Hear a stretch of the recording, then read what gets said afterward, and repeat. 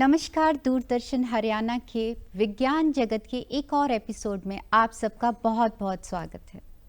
दुनिया की एक बहुत renowned organisation World Economic Forum ने अपनी एक रिपोर्ट में कहा है जिसका नाम है फ्यूचर ऑफ जॉब्स कि आज के ज़माने में हम जो अंदाज़ा लगा रहे हैं कि फ्यूचर में जॉब्स क्या होंगी वो अभी एग्जिस्ट ही नहीं करती हैं।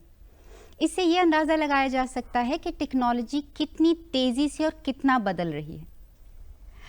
ऐसे ही एक फील्ड को अगर हम बात करें जो बहुत रीसेंट हमारे नज़र में आया है और जिसकी फ्यूचर में बहुत ज़्यादा इम्पोर्टेंस हो जाने वाली है, वो है डेटा साइंस।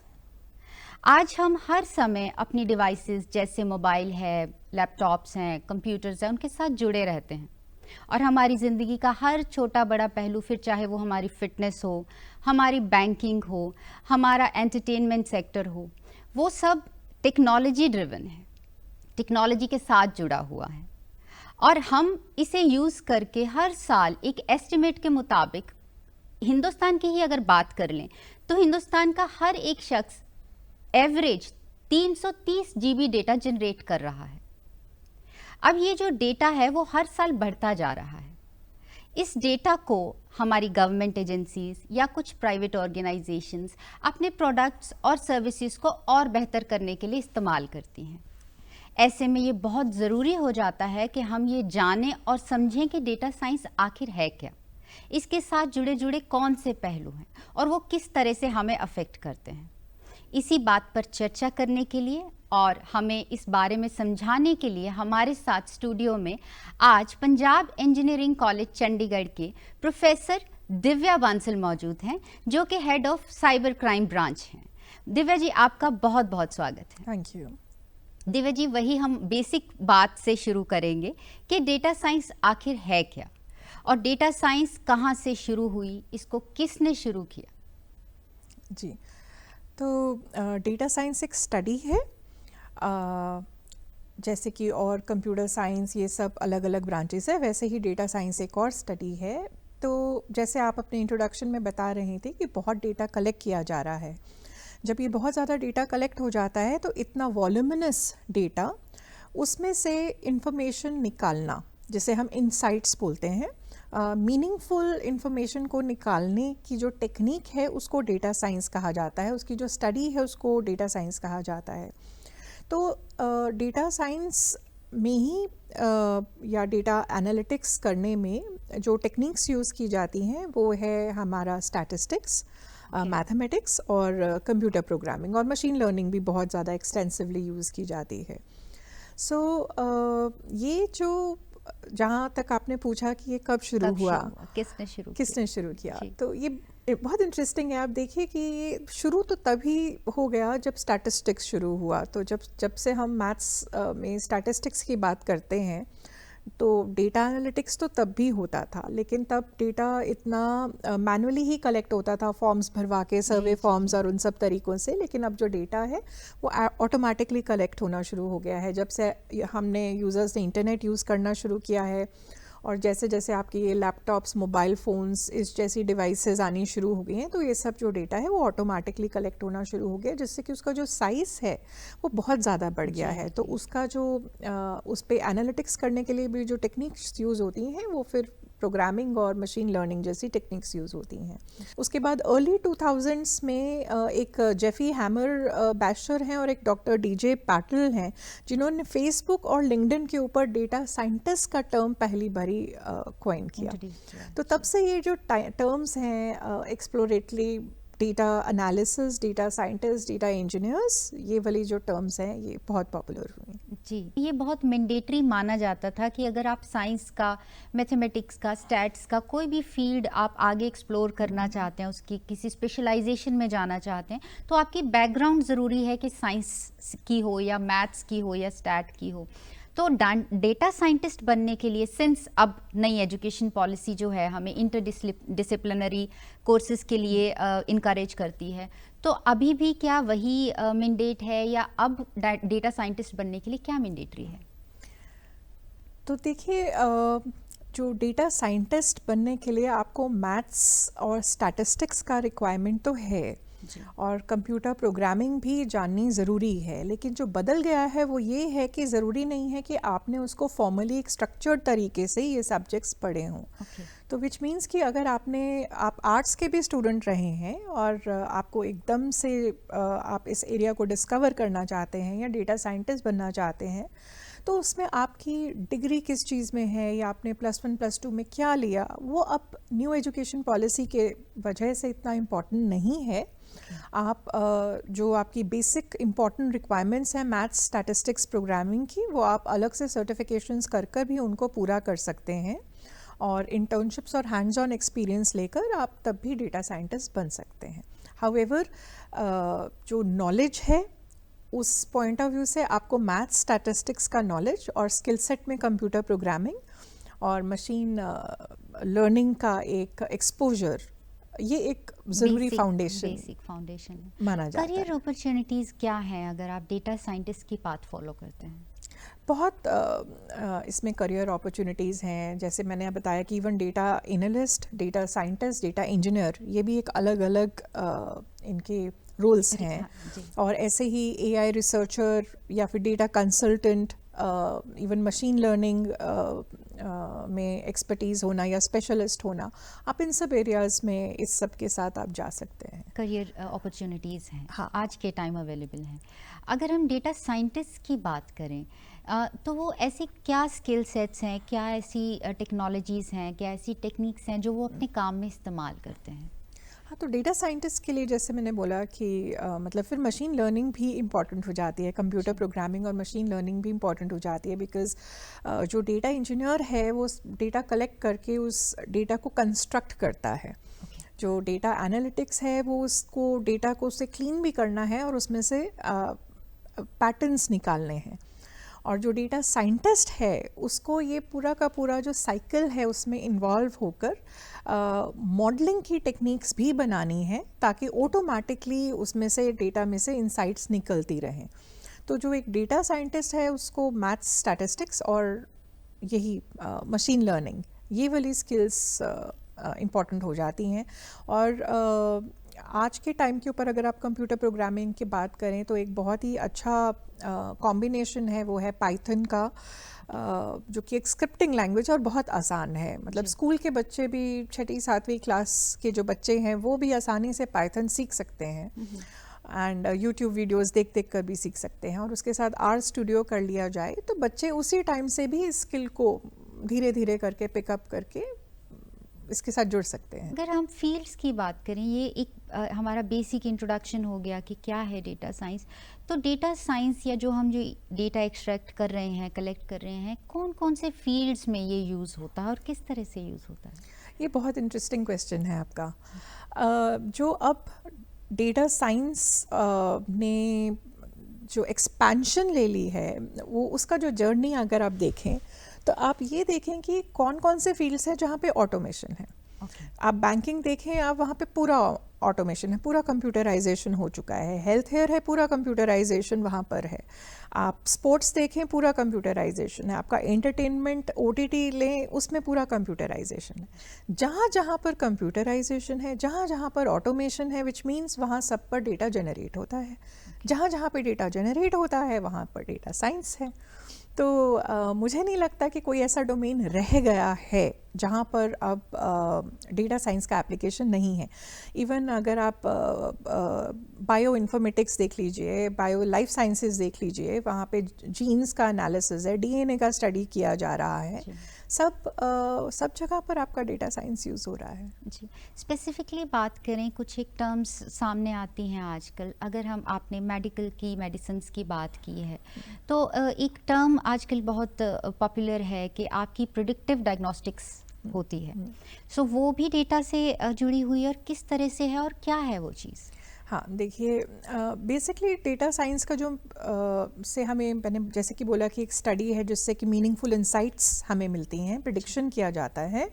उसके लिए आपको चाहिए पास्ट डेटा। तो अगर आपका पेशेंट का over a period of time past data collect हो रहा है, एक सेंट्रल लेवल पर या कहीं पर भी कलेक्ट हो रहा है, तो उस पूरे डेटा, बिकॉज कोई भी जो डिजीज़ होता है वो एकदम से नहीं आता बॉडी में। वो धीरे धीरे धीरे करके उसके फेजेस होते हैं और आता है। और जनरली अर्ली इनिशियल स्टेजेस में उसके इतने सिम्टम्स भी नहीं आते कि वो पकड़ा जाए जी।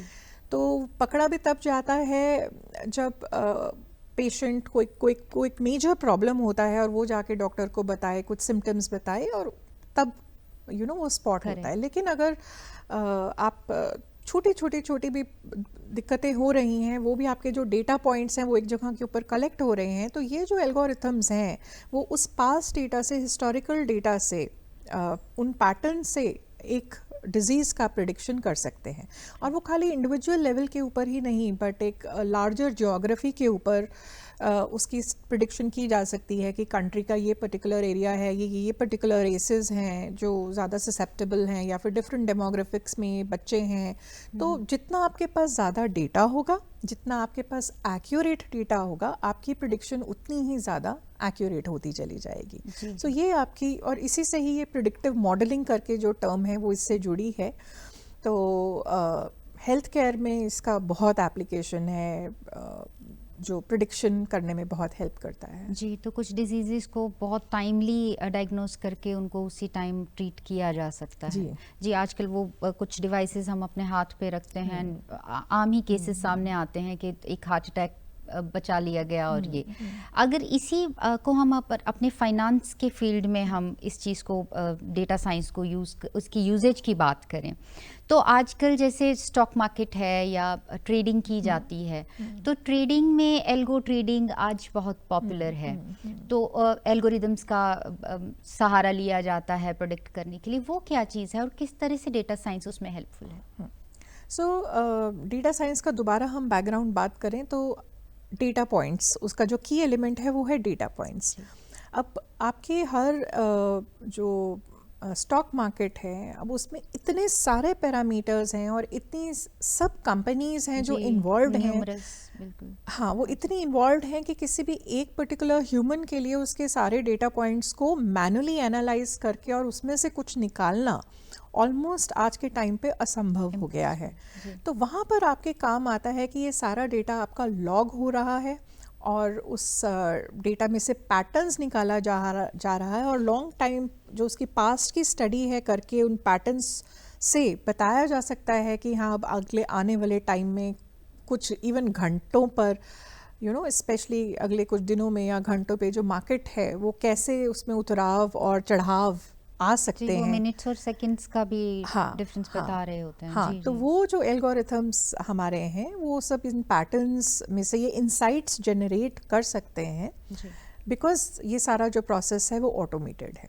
तो ये पॉसिबल है। और खाली बैंकिंग और फिनेंस में ट्रेडिंग ही नहीं, बट वो जो इतनी ट्रांजैक्शंस होती हैं, ऑनलाइन ट्रांजैक्शंस, चाहे वो यूपीआई को यूज़ करें, चाहे क्रेडिट कार्ड या आपका डेबिट कार्ड की ट्रांजैक्शंस है, उसमें भी फ्रॉड डिटेक्शन के लिए या किसी का क्रेडिट स्कोर जो निकाला जाता है उसके लिए भी ये सब पूरा डेटा साइंस ही है जो इस्तेमाल होता है। जी। और इसी तरह हम अगर अपनी स्पोर्ट्स इंडस्ट्री है, फिटनेस इंडस्ट्री है, which is very important in India, और ख़ास करके अगर हम हरियाणा, पंजाब जैसी स्टेट्स की बात करें, हॉकी को और क्रिकेट को बहुत इम्पोर्टेंस दी जाती है। बच्चा बच्चा देखता है और जानता है। और आजकल अगर हम हॉकी के ग्राउंड्स पे देखें तो लैपटॉप्स का इस्तेमाल हो रहा है और चीज़ों को डिजिटली और एनालाइज किया जा रहा है। उसका क्या इम्पैक्ट हो सकता है इन गेम्स को और इम्प्रूव करने के लिए, फ्यूचर में इनके लिए और ज़्यादा इम्प्रूवमेंट्स लाने के लिए? ये भी एक बहुत इंटरेस्टिंग क्वेश्चन है। स्पोर्ट्स में तो ख़ास तौर पर किसी भी एक स्पोर्ट्स पर्सन की जो आउटकम है, उसकी परफॉर्मेंस है, उसको इम्प्रूव करने के लिए आपका डेटा साइंस एक बहुत ही एक्सप्लोसिव फील्ड है। बिकॉज आप देखिए कि आप उस स्पोर्ट्स में बेसिकली क्या है कि आप परफॉर्म कर रहे हैं, आपका जो किस फोर्स से, किस डायरेक्शन में आपका बॉडी का कौन सा ऑर्गन से कितना फोर्स लग रहा है और उससे फाइनली क्या आउटकम आ रहा है। अब ये पहले के टाइम के ऊपर अगर कभी हम क्रिकेट देखते थे तो हम बोलते थे अरे उसने बॉल इधर नहीं उछाला, उधर नहीं उछाला या ऊपर उछाला करके हम बात किया करते थे। तो कितनी आप ऐसे इनपुट्स हैं जो मैनुअली इकट्ठी कर सकते हैं। बट इस डेटा ऑटोमेशन के साथ क्या हो गया है कि वेयरेबल डिवाइसेस बननी शुरू हो गई हैं, जो कि आपने देखा होगा रिस्ट के ऊपर बांधते हैं, उन्हें नीज के ऊपर बांधते हैं, मतलब जहाँ पर भी हाई इम्पैक्ट वाले आपके ऑर्गन्स हैं वहाँ पे ये वेयरेबल डिवाइसेस बांधते हैं। और इन डिवाइसेस में कुछ छोटे छोटे सेंसर्स होते हैं, जैसे कि एक्सेलरोमीटर करके सेंसर है, वो उन्हीं में एम्बेडेड होता है।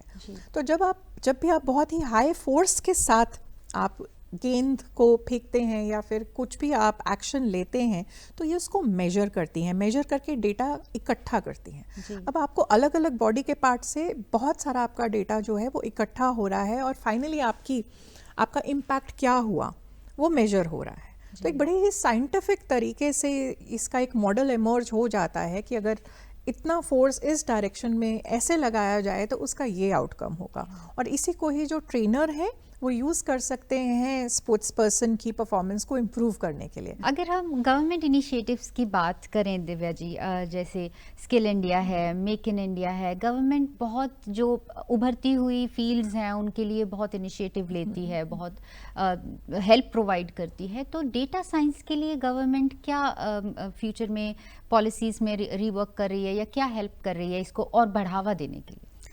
हाँ, तो जो गवर्नमेंट के अगर इनिशिएटिव्स देखें तो ये एक काफ़ी स्किल सेट बेस्ड कोर्स निकल कर आ रहा है, जिसमें वोकेशनल ट्रेनिंग भी शुरू हो रही है। तो जो गवर्नमेंट ने जो सबसे बड़ी चीज़ की न्यू एजुकेशन पॉलिसी लाकर, वो ही एक बहुत बड़ा गेम चेंजर है, बिकॉज़ उसमें इतना फ्लेक्सिबिलिटी ले आए हैं कि जैसे हम पहले बात कर रहे थे कि वो आपके एरिया पे डिपेंड नहीं करता है कि आप आर्ट से हैं, कॉमर्स से हैं, आप किसी भी एरिया से हैं, आपने अगर ये सर्टिफिकेशंस कर ली हैं तो आप एक डेटा साइंटिस्ट का करियर आपके लिए खुला है जी। तो बहुत अपॉर्चुनिटीज़ खुल जाती हैं। और जो गवर्नमेंट का एक स्वयं मूक्स करके उनका ऑनलाइन पोर्टल है, उस पे गवर्नमेंट ने बहुत कोर्सेज लॉन्च किए हैं जो कि अलग अलग लेवल के लिए, वोकेशनल लेवल के ऊपर भी और डिग्री लेवल के ऊपर। हाँ जी, स्वयं मूक्स है, उसमें सर्टिफिकेशंस, डिप्लोमा, डिग्री हर लेवल के ऊपर, और बेस्ड ऑन की वो जो कैंडिडेट है उसका एक साइंस बैकग्राउंड है या फिर वो एक डिफरेंट बैकग्राउंड से आ रहा है, उन सब के लिए बहुत सर्टिफिकेशंस हैं जो गवर्नमेंट ने अवेलेबल करवाई हैं। और उसके अलावा रिसर्च में भी गवर्नमेंट ने बहुत फंडिंग की है इंस्टीट्यूशंस के लिए, ताकि इस एरिया में ग्रोथ हो, ज़्यादा से ज़्यादा लोग हैं उसमें, अगर वो स्किल सेट इसको डेवलप करना चाहते हैं या करियर के तौर पर लेना चाहते हैं, तो हमारी एक बड़ी संख्या है जो इसको सीख सकती है। जी जी जी। तो इवन स्टार्टअप्स के केस में काफ़ी हमारी जो सरकार है उन्होंने इसके ऊपर पैसा लगाया है। जी, हर एक प्लेटफॉर्म पे मल्टीपल ऑप्शंस अवेलेबल हैं जो आपको डेटा साइंस से रिलेटेड कोर्सेज करवा रहे हैं, आप उनमें लॉग इन कर रहे हैं, उनकी क्या ऑथेंटिसिटी है और कहाँ तक वैलिड है कि कोई, बिकॉज उसमें बहुत लिक्रेटिव चीज़ें होती हैं कि आप ऑलरेडी प्रोफेशनल हो, आप हमारा इतना टाइम का शॉर्ट टर्म का ये सर्टिफिकेशन कर लीजिए to upgrade your qualification thing, so how authentic they are?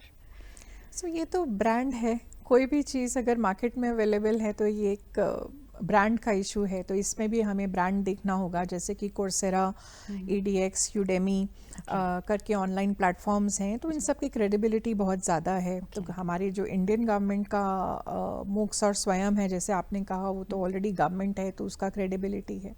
तो ये एक यूज़र के लिए ज़रूरी हो जाता है कि आप जब भी कोई सर्टिफिकेशन करें तो जहाँ से आप सर्टिफिकेशन ले रहे हैं, जिस प्लेटफॉर्म से आप ले रहे हैं, उसका क्रेडिबिलिटी क्या है।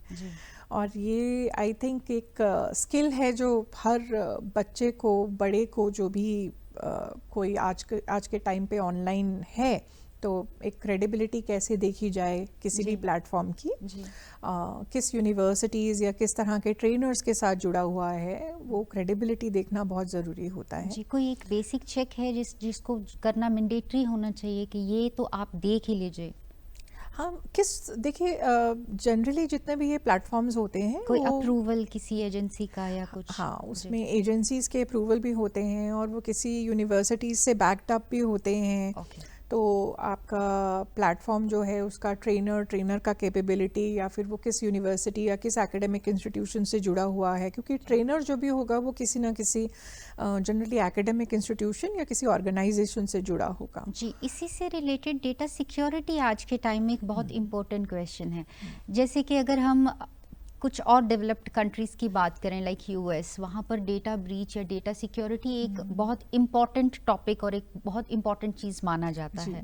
तो यहाँ पर हम अपनी इंडिया की, भारत की बात करें तो डेटा सिक्योरिटी अगर हम देखें तो आजकल हर ऐप, चाहे बच्चा है, बड़ा है, एजुकेटेड है, नहीं है, हर किसी के हाथ में एक डिवाइस है, एक फ़ोन है जिसमें सब ऑनलाइन ऑप्शंस अवेलेबल हैं, न्यूमरस ऐप्स अवेलेबल हैं और मोस्टली हम उनको, उनकी टर्म्स एंड कंडीशंस हम नहीं समझते हैं, लेकिन अल्टीमेटली हम अपना डेटा उनको दे रहे हैं। तो ये डेटा सिक्योरिटी के बारे में आपका क्या पॉइंट ऑफ व्यू है और क्या इससे जुड़े थ्रेट्स हैं और क्या चीज़ें हैं? तो ये तो देखिए है कि जब हमारे हाथ में स्मार्टफोन पकड़ाया गया तो उस टाइम पे किसी को भी, इवन कंट्री गवर्नमेंट लेवल पर भी या रिसर्चर्स को भी इतनी जल्दी एहसास नहीं हुआ कि ये जो डिवाइसेस हैं ये हमारा कितना डेटा लॉग कर रहे हैं। तो जो हर एक एक्टिविटी जो हम करते हैं, जब भी हम किसी ऐप को यूज़ करते हैं, आप जैसे आपने पे कुछ ऑर्डर किया, इवन ऑर्डर करने से पहले आपने ऐप खोला तो आप कुछ सिलेक्ट कर रहे हैं, तो जो आपकी स्क्रीन के ऊपर हर टैप है वो भी लॉक की जाती है। आप कोई पर्टिकुलर डिश देख रहे हैं, आप सपोज बिरयानी पे रुके और कितने सेकंड के लिए आप रुके और उसके बाद आपने वहाँ से बिरयानी ऑर्डर किया या नहीं किया, या फिर आप अगली किसी फूड जॉइंट पे चले गए, ये भी पीछे लॉक किया जा रहा है, ये जानने के लिए कि हर यूज़र का बिहेवियर क्या है। और ऐसे ही आपकी पूरी की पूरी एक्टिविटी है वो लॉक की जाती है, और वो जो पीछे डेटा लॉक किया जाता है उससे आपका बिहेवियर मॉडल किया जाता है और बैक एंड के ऊपर एक आपकी पूरी एक ऑनलाइन आइडेंटिटी बन जाती है कि आप हो कौन, आपके इंटरेस्ट क्या हैं, आपका बिहेवियर कैसा है। तो ये है तो एक बहुत ही ज़्यादा डेंजरस जोन, क्योंकि यही जो डेटा आपके बारे में कलेक्ट किया जाता है वो आगे थर्ड पार्टीज़ को सेल कर दिया जाता है, जिससे कि ये ऑर्गेनाइजेशंस जो आपको फ्री सर्विसेज दे रही हैं काफ़ी, वो रेवेन्यू कमाती हैं। जी बिल्कुल, बिल्कुल। तो अब इसमें आपका जब डेटा है, हमें खुद अपने डेटा का इतना वैल्यू मालूम नहीं, हर कोई शायद ये सोचता है कि मेरा डेटा लेकर क्या कर लेंगे। जी, हाँ, लेकिन शायद इस पे बहुत ही ज़्यादा अवेयरनेस की ज़रूरत है कि अगर आपका खाली एक पल का नहीं, जब आप इस पूरे डेटा को इकट्ठा कर आप सोचें कि आपके पिछले 10 साल 20 साल का डेटा कलेक्ट हो रहा है, तो एक आपके पेरेंट, आपके पार्टनर, आपका कोई बेस्ट फ्रेंड, उसको भी शायद आपके बारे में इतना नहीं मालूम जितना एक गूगल जैसे सर्च इंजन या फेसबुक या मेटा, ये जो कंपनीज़ हैं, इनको आपके बारे में मालूम है और इस डेटा को थर्ड पार्टी को सेल किया जाता है, तो वो कितना इंट्रूसिव है आपकी प्राइवेसी के लिए।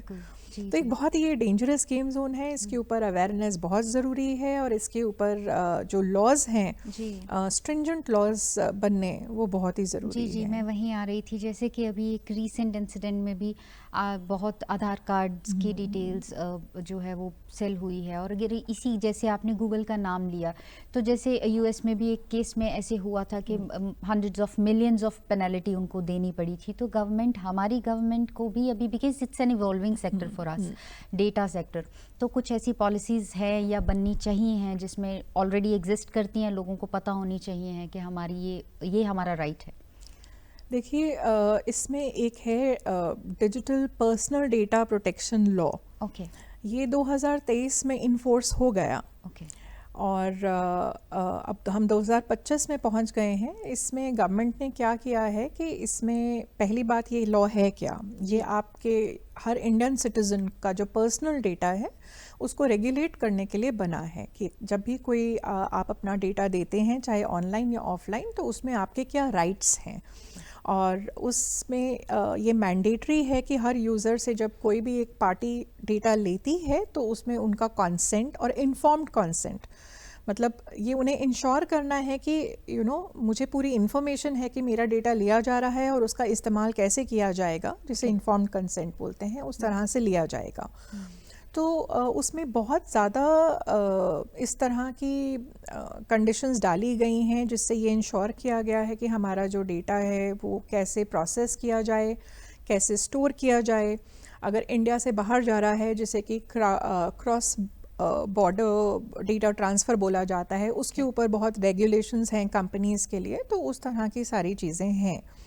और उसमें अगर ठीक से कन्विक्शन हो और कोई मैसिव डेटा ब्रीच हो तो 250 करोड़ तक का पेनल्टी लग सकता है। ओके। तो जो ये डीपी, इसे हम डीपीडीपी बोलते हैं, डीपीडीपी एक्ट है, digital personal data protection act है, वो लागू हो चुका है। लेकिन अभी जो उसका स्टेटस है वो ये है कि कंपनीज़ को या ऑर्गेनाइजेशंस को उसे कंप्लायंस करने के लिए अपने आप को तैयार करना होगा, जिसमें बहुत एक मेजर इन्वेस्टमेंट का ज़रूरत है। कंपनीज़ को अपने आप को ट्रेन करने का ज़रूरत है, अवेयरनेस लाने का ज़रूरत है। तो गवर्नमेंट ने अभी उसको फेजेस में लॉन्च किया है और टाइम दिया है ऑर्गेनाइजेशंस को कि आपको अपने आप को तैयार होने के लिए समय दिया गया है। सो जैसे जैसे वो अवेयरनेस लेवल उनका बढ़ेगा और जब वो प्रॉपर्ली एनफोर्स होकर मतलब लागू हो जाएगा, तो उस पर आई थिंक हमारा काफ़ी सिनेरियो है वो इम्प्रूव हो जाएगा। और उसके अंडर ये भी है कि अगर किसी भी ऑर्गेनाइजेशन में डेटा ब्रीच होता है तो वो उनके लिए मैंडेटरी है कि अपने यूज़र्स को बताना।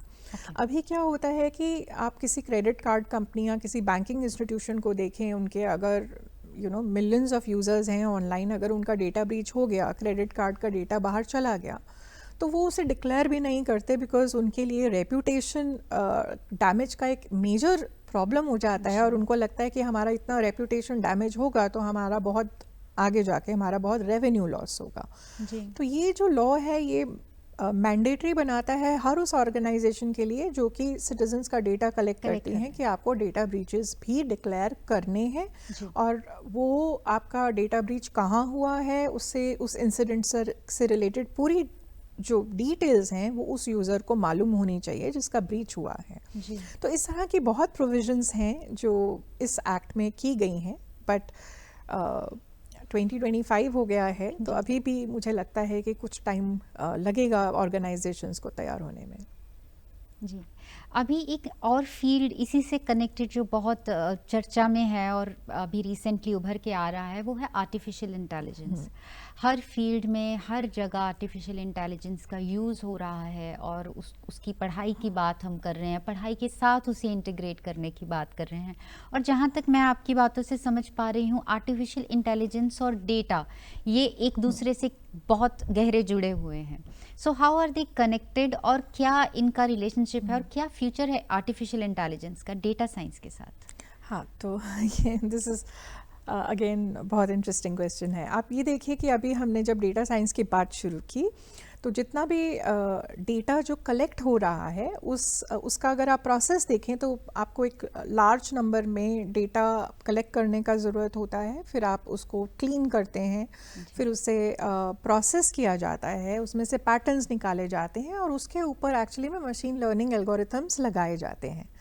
तो ये जो मशीन लर्निंग एल्गोरिथम्स हैं ये एक ऑटोमेटेड एल्गोरिथम्स हैं जिसमें कि हमें एक एल्गोरिथम डेवलप करने का ज़रूरत नहीं है। ऑटोमेटिकली वो जो मॉडल है अपने आप को सिखा लेता है, अपने आप उस लर्न कर लेता है और अपने आप उसमें से पैटर्न्स निकालना शुरू कर देता है। और अगर हम आर्टिफिशियल इंटेलिजेंस की बात करें तो मतलब कि ये जो आपका सारा प्रोसेस है उसमें भी कोई ह्यूमन इन्वॉल्व नहीं है। आपकी जो डिवाइस है उसी में ही वो इंटेलिजेंस डाल दी गई है कि वो ऑटोमेटिकली आपका सारा डेटा कलेक्ट कर रहा है। और ये जो पूरा का पूरा आपका प्रोसेस है, data collection, data cleaning, data उसमें से पैटर्न्स निकालना और उसके बाद उसका मॉडलिंग करना और फिर उसमें से इंसाइट्स निकालना, ये पूरा का पूरा जो आपका प्रोसेस है यही ऑटोमेट हो गया है। ये आपका पॉसिबल होता है आर्टिफिशियल इंटेलिजेंस के थ्रू। और एआई का जो एक सबसे बड़ा काम है वो यही है कि कोई भी इस तरह का जो प्रोसेस है उसको मैनुअली नहीं करना पड़े। वो सारी चीज़ें ऑटोमेटिकली ही हो जाएं। सो एआई और डेटा तो आई वुड से कि वो टोटली एक इंटीग्रेटेड बिल्कुल इंटीग्रेटेड एरियाज़ हैं और एआई को काम करने के लिए चाहिए ही डेटा जी, जो कि डेटा साइंस के फील्ड में भी बहुत इम्पेरेटिव है। सो एक बहुत ही नया और एक बहुत ही समझने वाला टॉपिक है जिस पे आज दिव्या जी ने रोशनी डाली है, हमारे साथ बातचीत की है। उम्मीद करते हैं कि हमारे व्यूअर्स को डेटा साइंस के बारे में एक इंट्रोडक्शन मिली होगी, इससे जुड़े पहलुओं के बारे में जानने को मिला होगा। इसके बारे में फिर कभी और बातचीत भी करेंगे, बहुत नया टॉपिक है, बहुत कुछ है इसको एक्सप्लोर करने में। आज के लिए इतना ही। दिव्या जी, एक बार और आपका बहुत बहुत धन्यवाद स्टूडियो में आकर हमारे साथ बातचीत करने के लिए। धन्यवाद। आप सबका भी बहुत बहुत धन्यवाद। आप हमें रिपीट पे देख सकते हैं हमारे YouTube चैनल पे। आज के लिए दीजिए इजाज़त, नमस्कार।